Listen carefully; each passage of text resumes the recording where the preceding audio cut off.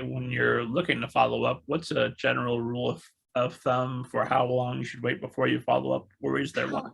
Yeah, my current cycle is I give editors about 2 months, and then I follow up with a nudge, and then I maybe give them another like 2 weeks, say, to respond to that, and then I follow up with a second nudge. And if I don't hear anything, then when I follow up with that second nudge, I move that submission into another section of my record keeping spreadsheet that is basically like rejections or lack of response. And then I just kind of consider that submission to be dead at that point, because some editors will never get back to you. That's just, people have different ways of operating, and some editors you won't hear back from. So I don't want to hang around forever thinking that this thing is going to happen. So I just move it over. We consider that a no, and we move on. So yeah, in general, the cycle kind of runs about 2 to 3 months, and then it's time to submit again. Anybody who's listening to us, if they're waiting to hear from you on a submission, should they assume about 2 months is a good time? Submissions to me. That's a good question. I would love to say yes, 2 months is what I would do. I'm not super consistent about it. And in general, I'm usually closed to submissions because I don't like to keep people waiting. And I know that my bandwidth is very, very narrow right now for taking on new clients. And so,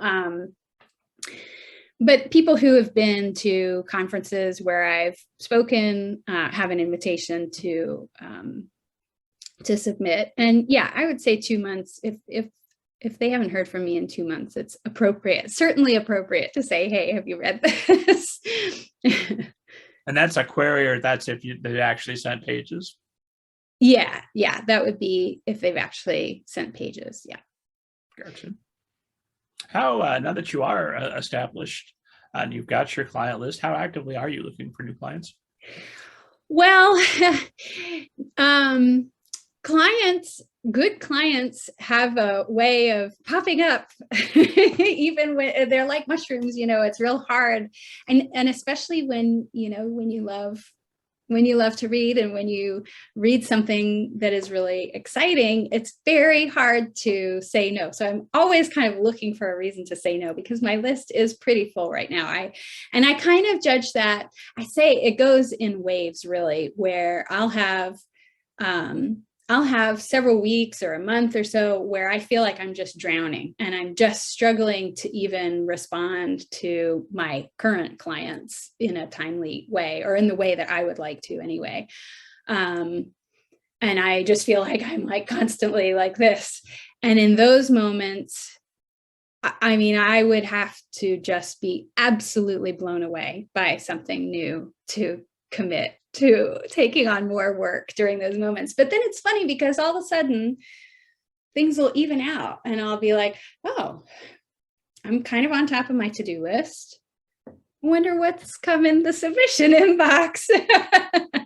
And there's not really any way to predict what that looks like. So I would say right this minute, I'm more in a scrambling kind of mind frame, because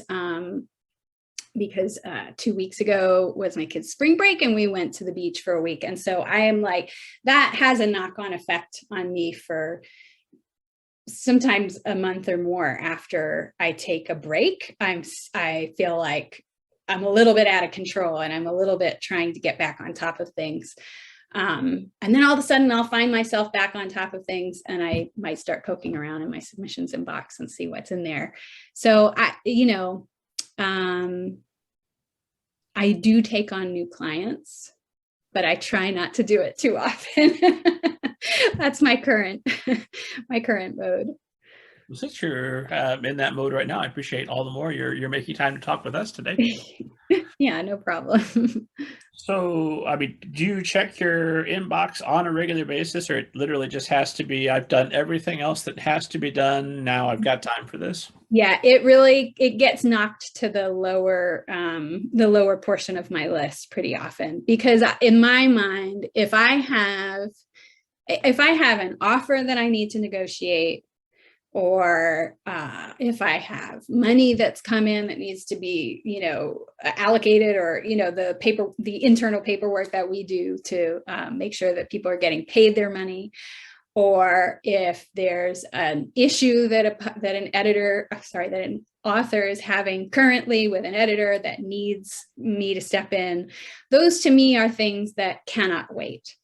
Somebody saying, hey, will you represent me? I mean, it's great and it's wonderful that people come to me. I love that. But also, I cannot prioritize someone that I don't work with yet over the people that I have already committed to. So yes, there are times when my time is absolutely being filled by the people I have already made promises to, and I must prioritize those. And so, yeah, I don't look at my submissions inbox every single day. I would say maybe every other week I'll go in and I'll clear it out. But it's something that I have to get through all of the urgent stuff before I can get to that. Which all the querying authors will appreciate once they're your client, that is how you operate. Yeah, well, I mean, the thing, I never ever want to be in a position where I've made promises to people that I can't keep, or where it's a big responsibility to take on a client, because you have to uphold your end of the bargain. And if you don't have the time to do that, you're not doing someone any favors by taking somebody on who you don't have the bandwidth to pay attention to. How many clients do you have on your list at the moment? I think I have about 35 maybe in total, and not all of them are super active all the time. Everyone works at a different pace, and some people are really prolific and ping up in my inbox frequently, and some people just kind of beaver away in the background, or have other things going on, day jobs and whatnot, that prevent them from focusing on their creative work all the time. And so some clients are more active than others, I would say, in that list. So you don't need to talk to all 35 every day or even every week. No, not at all. And there are some people who, especially say like a novelist who's writing a novel, they're not going to be popping up every day to say, hey, I wrote another 10 pages. You'll sell a book, and then there will be some months of them working with their editor and getting that book ready for publication. That takes a really long time. And then they're also in the background writing their next manuscript. You may go 6 months or even a year before you see that person's next book. And then it's time to clear out some time to read the novel and comment on it. And that's a big job, but it doesn't pop up every day. So, and again, they go in kind of funny cycles. Like all of a sudden I won't have, novels landing on my desk for a while, and then all of a sudden, like, everybody will be like, I just wrote something new and I'll have all this stuff to read. So it would be great if everybody could coordinate. Like, I'm just watching, I know you represent Christina Soontornvat. Yep. And her output is extremely impressive just from the outside. It looks like I hear from her about at least once a month. I've written something new and incredible. It's impressive from the inside too, let me tell you. That woman is a force. She's amazing. I really don't know how she finds the time for it all, but she writes a lot, and she hits all her deadlines. She takes on so much, but she also is thoughtful about it. There have been moments where she's said, I can't do this one, like we have to say no to this. And so I think it's important no matter who you are and no matter what your output is, I think it's important to know yourself and know what your limitations are and be straight about it with the people that you're working with. So that's something that I appreciate about her, is that when she does get to her limit, which takes a while, she'll say, okay, that's enough. let's pause.